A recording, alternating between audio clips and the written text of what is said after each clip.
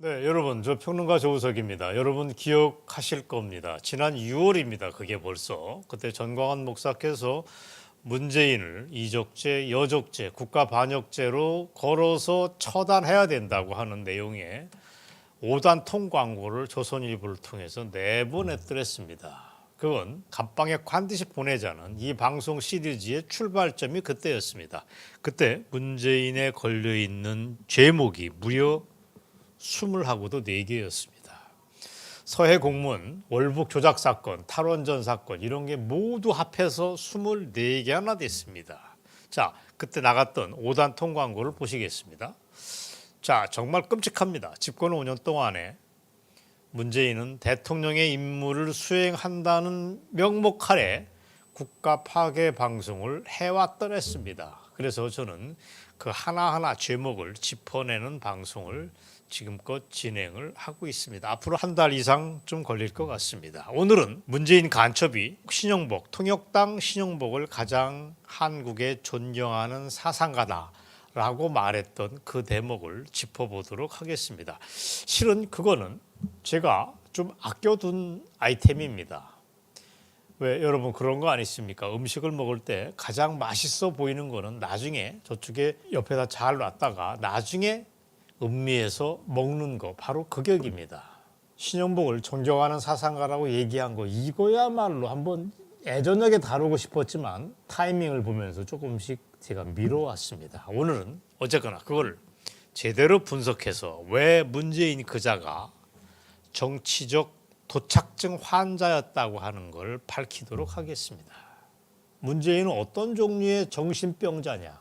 김일성, 김정일, 김정은 3대로부터 사랑을 받고 싶어 했던 바로 그런 종류의 정신병입니다. 이거 뒤틀린 심사에는 저 밑바닥에는 바로 그게 있다고 저는 그렇게 분석을 합니다. 그게 정신병자 문재인을 바라보는 가장 합리적인 분석이라는 걸 요즘에 재확인했습니다. 자, 그래서 문제입니다.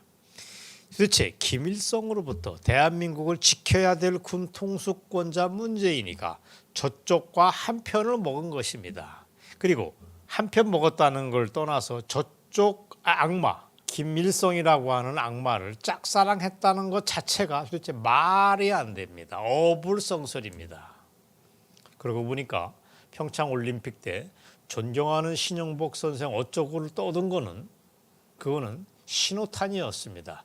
이제부터 대놓고 대한민국을 내가 해체하겠다라고 간첩 본색을 만천하에 선언한 아주 음흉했던 장난이었습니다. 세상에 철면피도 이런 철면피가 없습니다. 그게 2018년도의 일입니다. 당시 대통령을 한 1년 반 정도 이미 했던 시점이었습니다. 2017년 5월 달에 대통령이 됐으니까. 한 1년 반쯤 지나다 보니까 이제 대한민국을 내가 이거 먹어치울만 하겠다라고 하는 착각이 들었을 법합니다. 그래서 대담하게 장난을 친 게 바로 평창올림픽 그 개막식 현장에서 통역당의 왕 간첩 중에 간첩인 신영복을 존경한다고 떠들어댄 것입니다. 자, 여기서 노아라TV 독자 여러분이 아마 여러 번 보셨을 바로 그 동영상을 짧게 보시겠습니다.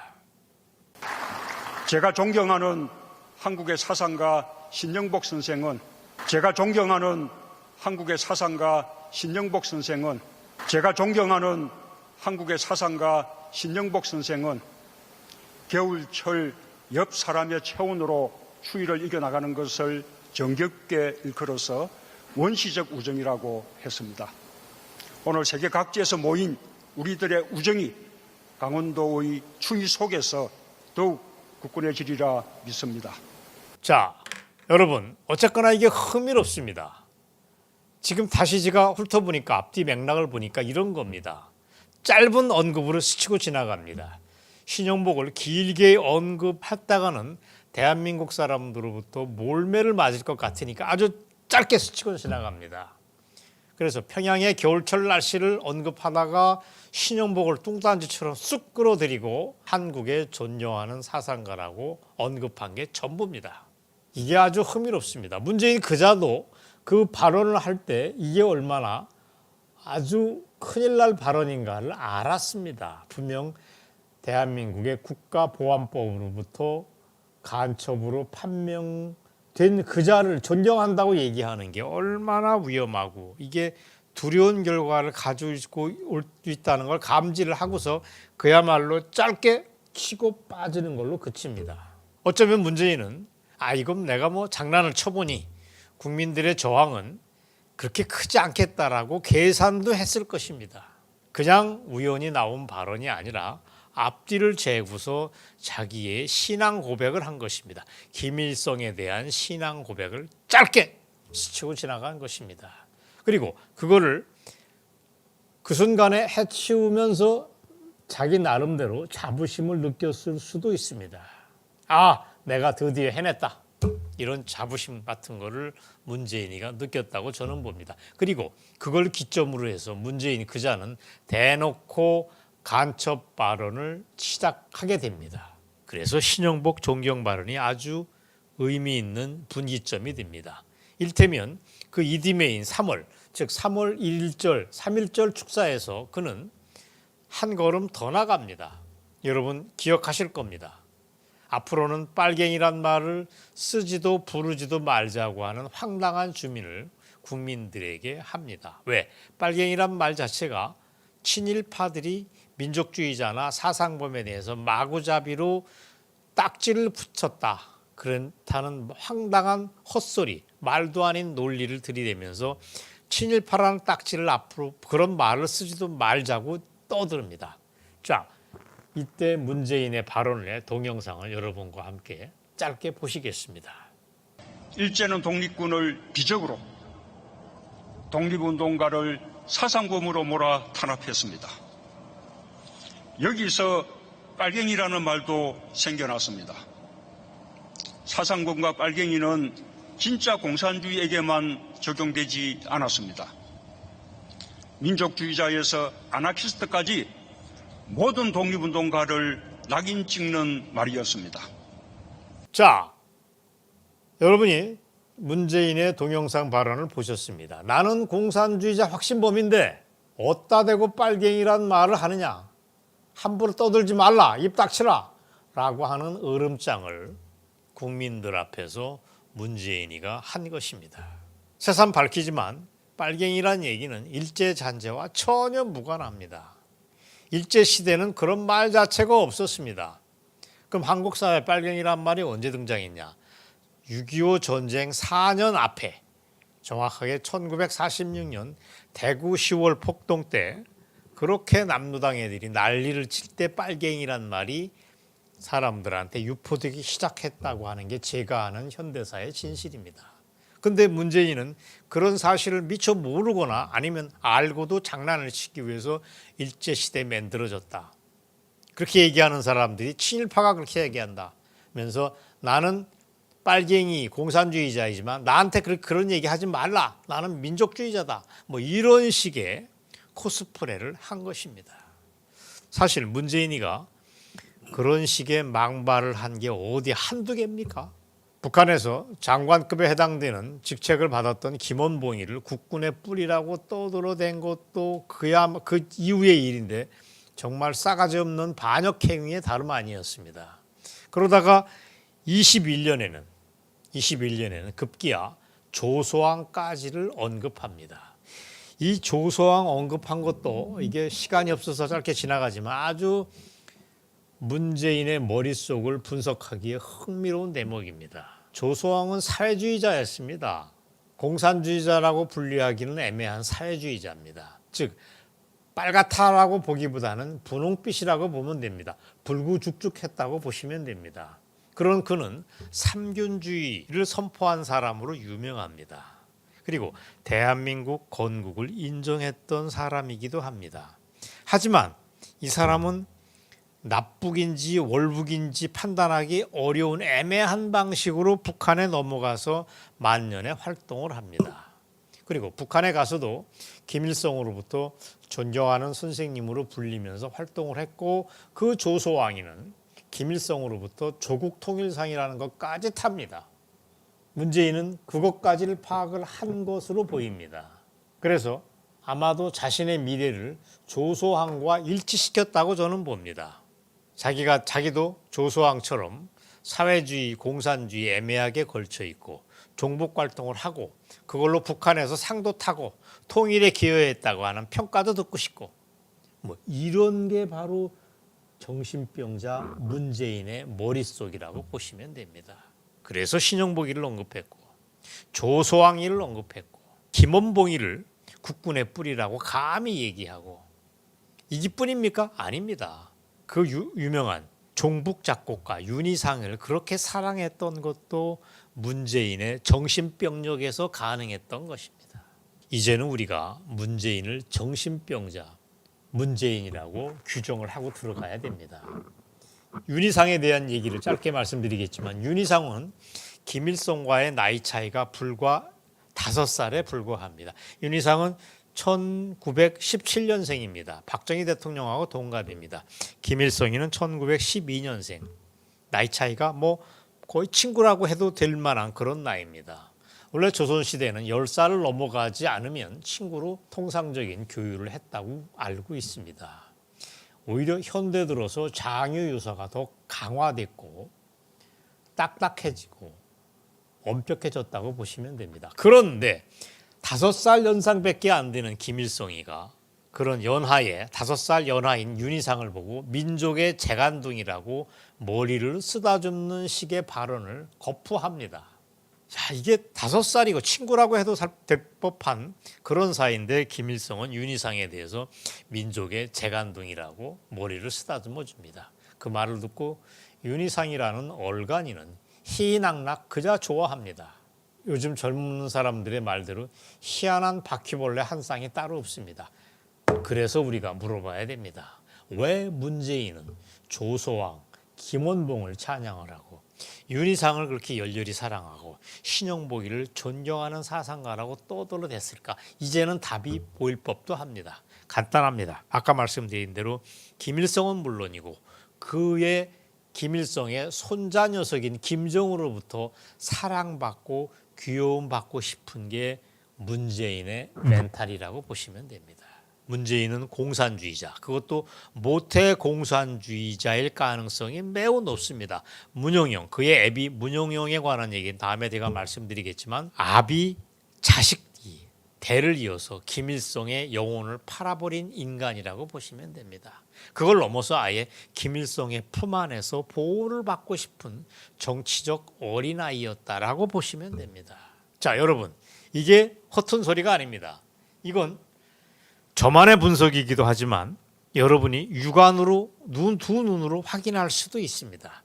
자, 이걸 이번에 백문이 불여일견입니다. 제가 준비한 사진 서너 장을 통해서 저의 이런 분석을 확인해 보겠습니다. 자, 그 유명한 이 차렷 자세를 보시기 바랍니다. 김정은이가 문서에 사인을 할 때 그 옆에서 정말 논산훈련소에 쫄병도 취하지 않을 법하게 아주 군기가 바짝 튼 표정으로 옆에 부동자세로 서 있습니다. 자, 사진 여러분이 보시지만 이거야말로 김정은에 대한 한없는 존경심의 표신입니다. 세상에 이렇게 군기가 바짝 든 사람을 볼 수는 없는데 저는 이 사진을 볼 때마다 여기서 기어 오르려고 합니다. 토가 나옵니다. 미치고 팔딱 뜁니다. 대한민국 대통령이 어떻게 이런 자세를 취할 수 있을까? 그거는 한반도에서 북한이 적통성이 있는 곳이라고 하는 판단을 아마도 문재인 간첩은 할 수도 있습니다. 김정은이는 적통성 있는 나라를 이끄는 나이는 어리지만 북한의 지도자라고 생각해서 거의 무의식적으로 그렇게 부동자세를 취한 것이라고 저는 봅니다. 이 자세, 문재인의 얼굴 표정을 보면 저는 정신병자 문재인의 모습을 정말 완연히 알 수 있다고 봅니다. 자, 이것뿐만이 아닙니다. 나중에 김정은이를 끌어안을 때, 판문점 포함해서 끌어안을 때 표정을 보시기 바랍니다. 자, 사진을 새삼 보시겠지만 이게 아주 분석은 저는 명쾌하다고 봅니다. 김정은과 허그를 할 때 문재인은 아마도 생애 최대의 순간이라고 아마 희열을 느꼈을 거라고 봅니다. 가슴 벅찬 환희의 하이라이트라고 문재인 본인은 아주 짜릿했을 것입니다. 이런 얘기를 될지 모르겠지만 정치적 오르가즘을 문재인이가 느꼈을 법합니다. 저는 그걸 직감합니다. 왜? 문재인은 정신병자니까. 요약을 또 하자면 김정은의 사랑을 받지 않으면 자기는 고깃덩어리, 몸덩어리에 불과하다는 극히 병적인 도착의 심리 상태가 문재인을 사로잡고 있다고 저는 보입니다. 저는 이게 문재인에 대해서 악담을 하자는 게 아니고 그자의 정치적인 실체라고 봅니다. 쇼킹합니까? 저는 이게 진실이라고 봅니다. 저는 이게 문재인 심리 분석의 첫 시도라고 봅니다. 더 많은 사람들이 저보다 더 중립적인 시선에서 얘기를 할 수도 있겠지만 저는 학계의 많은 사람들이 이 친구 간첩 문재인, 빨갱이 문재인, 공산주의, 심정적 공산주의를 넘어서 김일성과 그의 대의원 김씨 가문에 대해서 백두혈통에 대해서 투항을 했던 엉터리 정치 지도자 문재인에 대한 정치 심리적인 추가 분석이 앞으로 학계에서 더 나오길 기대합니다. 이건 연구 대상입니다. 이 친구의 이 뒤틀린 멘탈을 알아야지 우리가 대응을 할 수 있다고 봅니다. 물론 건국일의 역대 대통령 중에서 이런 미친 정신병자가 등장하는 건 유례 없는 일입니다. 다시 한번 얘기해 보겠습니다. 대한민국의 군 통수권자이면서도 적국인 북한을 그토록 열렬히 짝사랑했던 그 인간이 바로 문재인입니다. 저는 그래서 얼간이라고 봅니다. 여기서 하나 더 물어보겠습니다. 그럼 문재인은 언제부터 이렇게 망가졌을까? 저는 20대부터 이랬다고 봅니다. 제가 어디서 그런 말씀도 했지만 문재인은 경희대에 학교를 다닐 때 그쪽에 있던 적성 문서, 공산주의 문서 이런 거를 거의 다 봤다고 저는 알고 있습니다. 그래서 문재인이가 월남이 패망했을 때 리영이가 쓴 전환시대의 논리를 쓴 그리고 그때 베트남 전쟁에 대한 분석의 책을 썼던 리영이의 책을 보면서 짜릿한 전율을 느꼈다라고 고백을 합니다. 즉 문재인의 꿈은 대한민국을 다시 패망 월남으로 만드는 게 그 친구의 정치적인 비전이라고 저는 생각합니다. 즉 20대부터 문재인은 정신병자였다고 저는 진단을 합니다. 그러면 구체적으로 언제 북한하고 다시 연결되는가? 저는 2004년이라고 찍습니다.